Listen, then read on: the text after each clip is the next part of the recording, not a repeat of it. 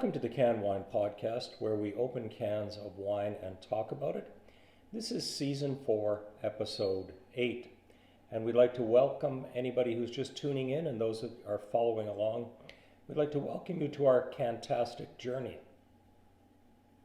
And this week, we're headed to the West Coast, but before we tell you where in the West Coast we're headed to, let's get to our wine nerd word of the week.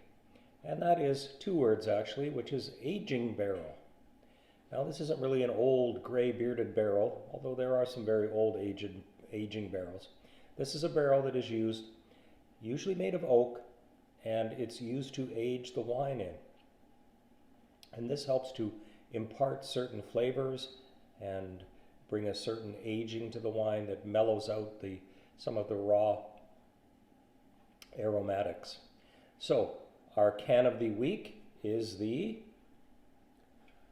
Underwood, can you see that there? There we go. Is the Underwood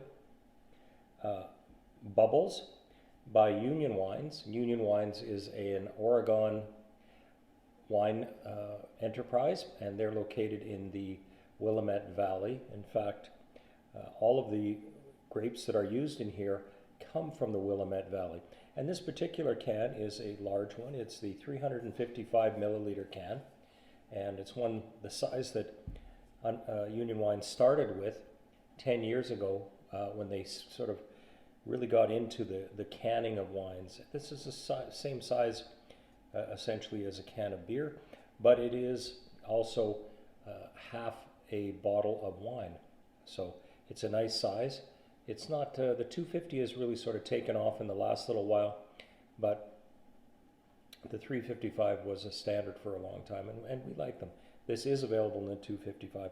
This is the 2024 vintage. We have tried this 2 seasons ago and quite enjoyed it. I don't remember if it was our Super Bowl pick, but it might have been. At any rate, Ryan Harms founded Union Wine back in 2005, and he was on a mission to provide quality wine at a reasonable price. And this 355 milliliter wine can is 11% alcohol per volume, and it's very good. It's a 37% Chardonnay, 28% Riesling, 25% Pinot Gris, and 10% Gewürztraminer. I think I got it this time. And I found this one just right inside the door in Croton here at Van Wyck Liquors, and they're right next to the post office. And it's usually at a reasonable price point. And remember that, in the words of a very good sitcom that many people have watched, nobody beats Van Wyck. They have a great selection and a number of cans. I think one of the largest selection of cans in my area. So that is the basics of this. It's a simple can and a very well-made wine. They say, we love our wine, we just don't drink it with our pinkies in the air. It's a kind of a working wine. And that was the whole idea that Ryan Harms had, that people could have good wine, well made, and it wouldn't cost them an arm and a leg. So you can buy this in bottles if you really like it. I like it in this format because I don't want to drink a whole bottle of wine by myself. And quite often I'm at home, and my wife doesn't really enjoy drinking wine as much as I do, and it gives me a good option. It's also good if you're camping, although I discovered early on these don't drink like a beer. They're almost twice the strength of a beer, so pace yourself and enjoy it. Now, this is a carbonated wine. It's not brewed like a champagne where it carbonates itself. That would be a little bit out of control. And they do it in a 100% stainless environment, so I'm assuming that it'll have a lot of the fruity flavors will still be there.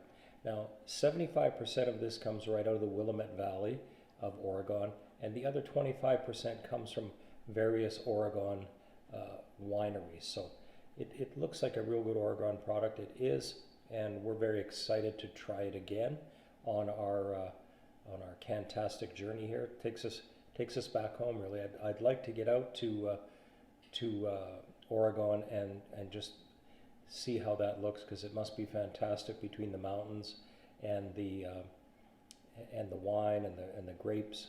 It's spectacular. We had a really good visit and trip up to Niagara on the Lake, and we are trying to get out and see some of these wine producing areas just to get a feel for what makes a good wine. What is that terroir that they have that really does it? So without any further ado, we're going to do what we do on the Can Wine Podcast. We have been talking about this wine and we'll continue to do so.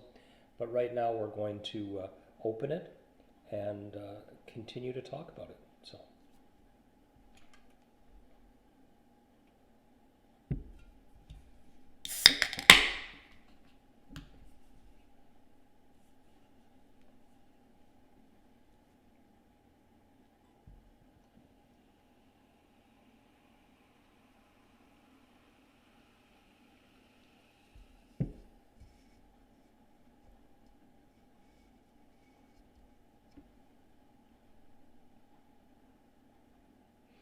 Well, this has a very golden color.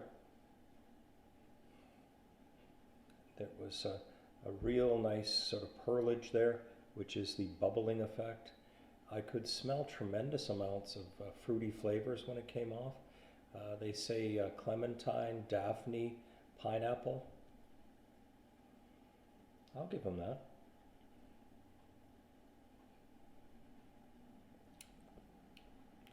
Real nice sparkle, very light. A very dry wine too. It does have body, but it's not overly sweet. I don't see a ton of legs, but it's only 11%, so it's well done and certainly tasty. So well done, guys. We like it. What could you mix this with? I think you could mix it with a trip to the beach. It's a little bit late for that here. We're sort of enjoying our fall colors. I brought in some of my hydrangea blossoms for you to see that we are having some fall colors here in New York. And we haven't had a real hard frost, but it's certainly heading that way. So I would mix this with, if you wanted food, sushi, maybe barbecued chicken, some light pasta, maybe a pizza would be pretty good with this too. I had it with I'll be having it rather, with mixed roast vegetables, sausage and pepper, and some other excellent leftovers that I have from early in the week. And there's nothing wrong with leftovers, and there's nothing wrong with this wine. It would go well with all of those. So our two shout outs this week would be number one, Catherine, we hope you're feeling better. She was originally supposed to be on this episode, and we're going to be talking about a Canadian wine made by ex-hockey players. Does it get any more Canadian than that? Maybe not.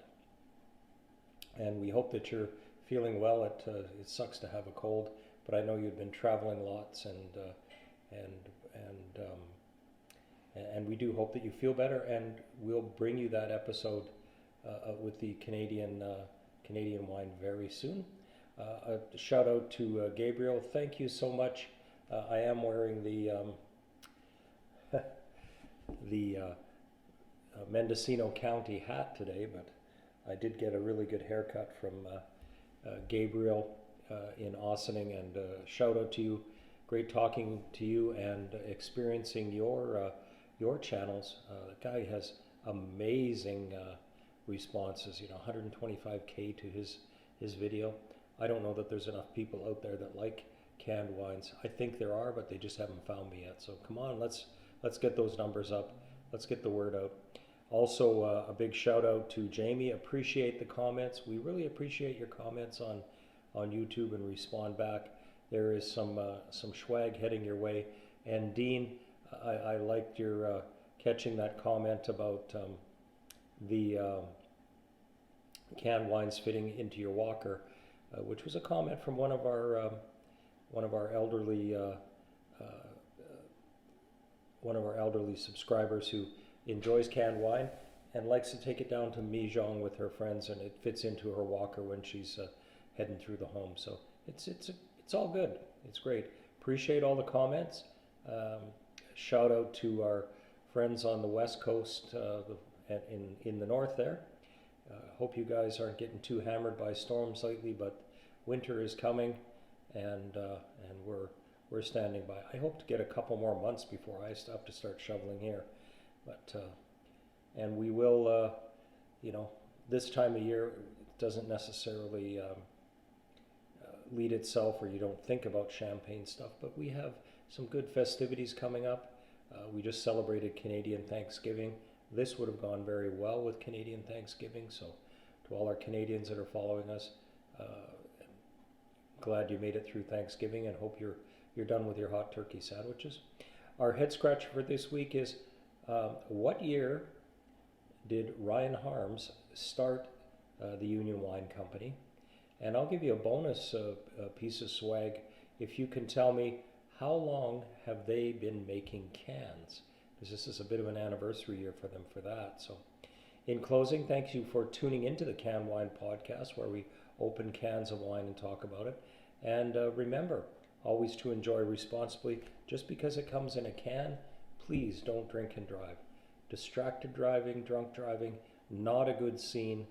We want to sit at home and enjoy this wine there. So the Can Wine Podcast is a center stage production, all rights reserved, and enjoy.